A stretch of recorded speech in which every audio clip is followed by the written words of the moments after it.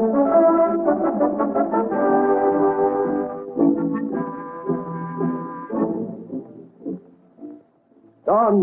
of Porthos!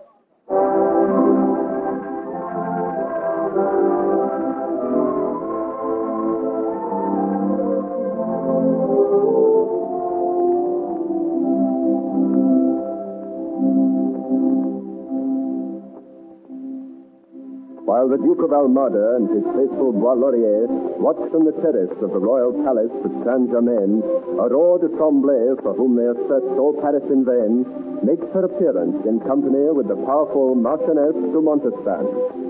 In all that brilliant assemblage, the glory of the foremost court in Christendom, the Duke has eyes for none but the pale figure of Aurore, following silent and a little afraid behind her protectors. Then there is a murmur from the crowd.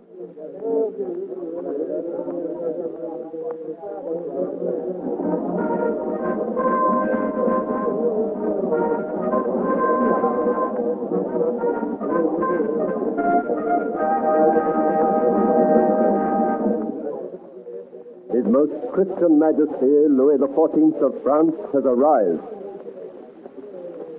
The slight, elegant figure aglitter with diamonds, resplendent in velvet and fine Flemish lace, makes its stately way through the gardens to the courtyard with its playing fountains, and the bowing courtiers step discreetly back as Louis of France pauses graciously beside the Marchioness de Montespan.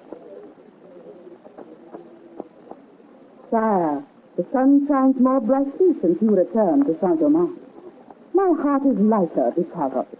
Yet you were not here to welcome us, madame. I was with my children, sire. Laudable indeed, madame. It was a great grief to me that I was not here when you arrived. You bear it bravely. As a woman must, sire. It seems you are not anxious to receive me. A king has much upon his mind, madame. Many people have claims on my attention. Such as the new Marchioness de Fougères. Indeed, I was overjoyed on behalf of my dear Francois. He has, as you know, insisted upon my charity for many years. It is truly gratifying that your Majesty should take an interest in I felt bound to reward her for the care she has taken of the children, to whom I am cognizant of the fact that she has been truly a mother. His Majesty's kindness and consideration is beyond measure.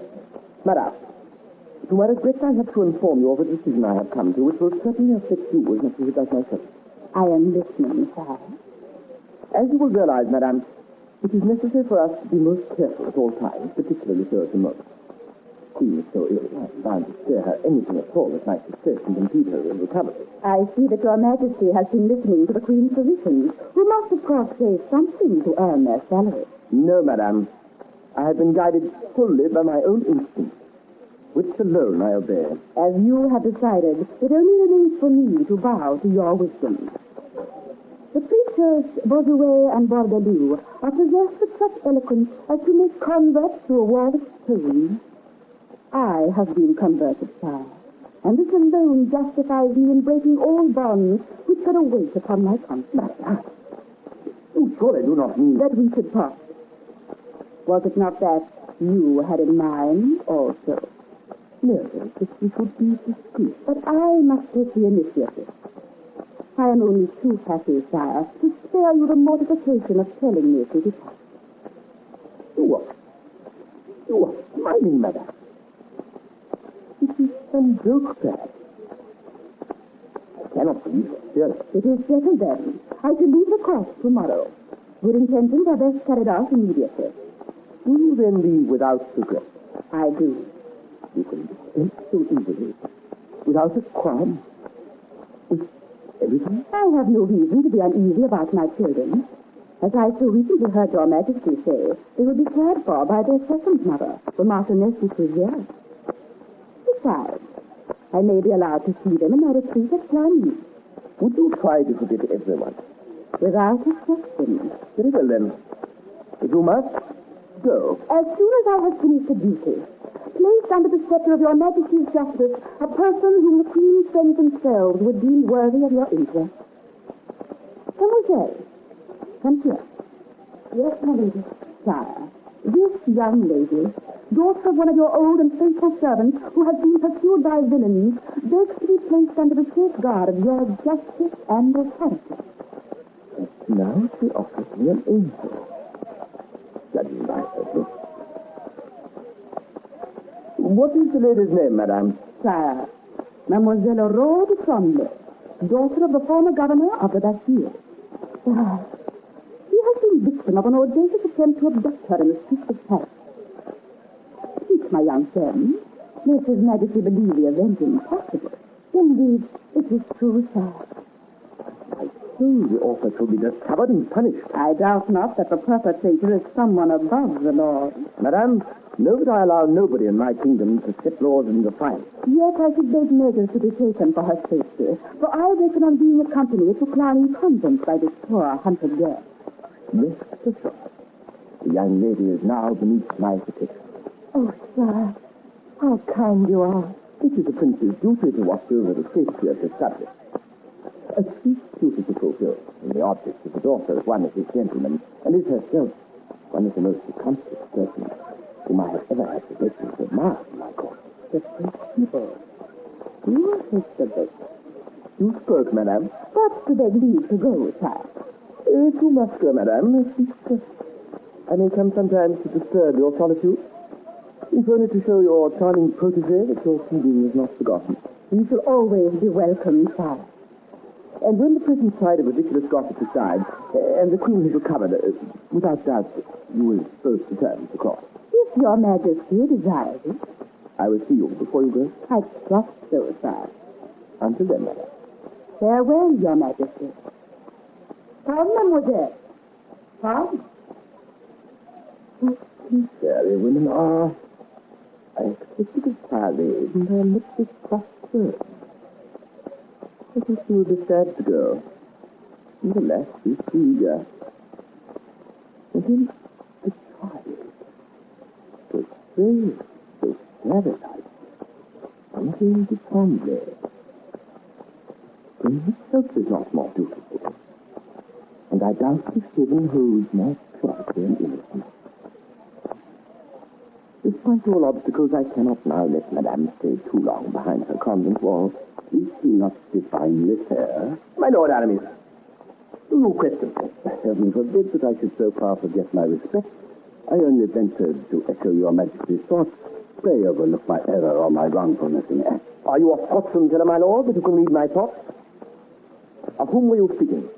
The same of whom you were thinking. The lady who has just left you. Madame de Montespan? She has just announced her retirement to a convent. That is her game. But it was of the other, younger lady I spoke. The Marchioness is indisputably fair, but only the fairest of earthly creatures, while her companion is like an angel come down from the sky. Mademoiselle de Tremblay. Then you know her. Such is my good fortune. And I take the liberty to add that never has a loftier and braver spirit inhabited more perfect freedom. Indeed, she comes of a good family in Anjou, and fully deserves whatever favors the king may shower upon her.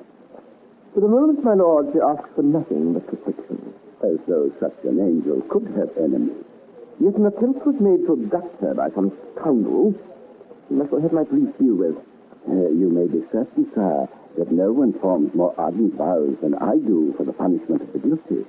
That I was young again at the happiest period of my life, when one is no longer a boy, nor yet a dry leaf, to love, to reward, to punish with one's own hand. Indeed, those happy years, my lord, though of age and death, one should not speak to princes.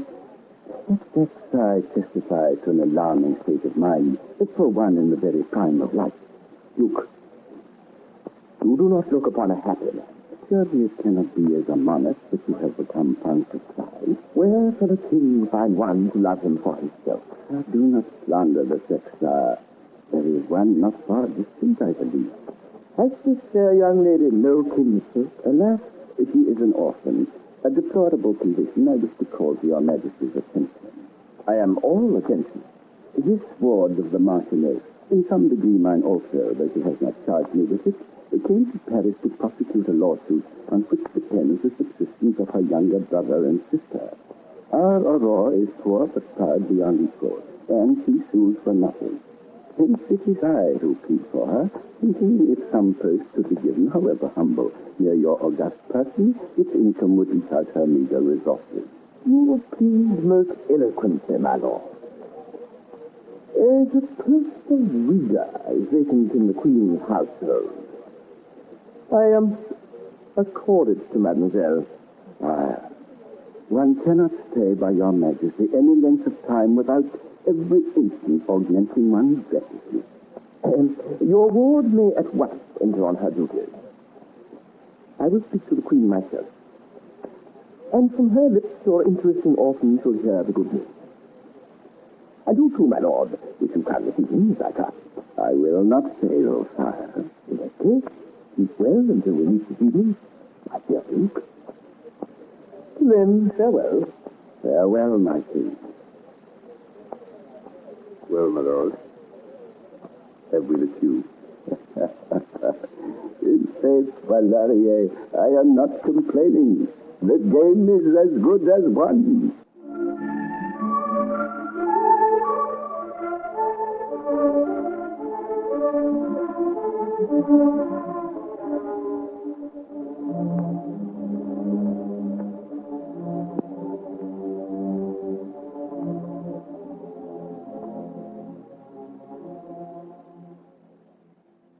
Son of Porthos, adapted for radio by Margaret Dunn from the novel by Alexander Dumas, a George Edwards production.